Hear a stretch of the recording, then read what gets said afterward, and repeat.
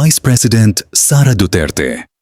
Hindi muna nagbigay ng kahit anong reaksyon laban kay Bongbong Marcos Jr. matapos hindi nito tinuloy ang impeachment dahil hindi naman umano importante si VP Sara para kay BBM at ang naging salita ni VP Sara ay tungkol lang sa pagpapasalamat ni Attorney Lopez sa mga media dahil hindi daw nila ito iniwanan, sa halip daw ay binabantayan pa ito.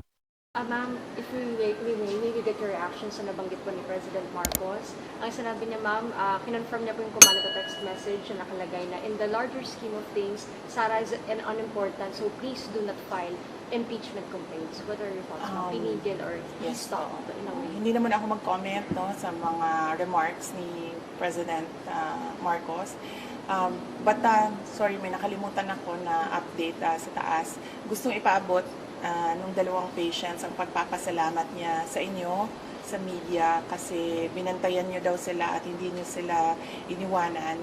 And gusto din nilang magpasalamat sa mga doctors and lahat ng healthcare professionals na tumulong sa kanila. And of course, sa mga lawyers din na nag-assist sa kanila all throughout the crisis.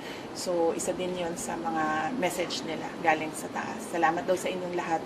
At dahil daw may clearance na, cleared na rin daw kayo from them na umalis or iwanan sila dito. Isa sa kanila lalabas sa today?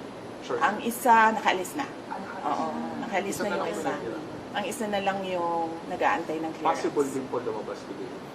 Possible din po ma-discharge. Well, hopeful sila na merong ganon na mangyayari today. Pero I think meron ng assurance ang lawyers na mangyayari yon, ang kanyang clearance and discharge today.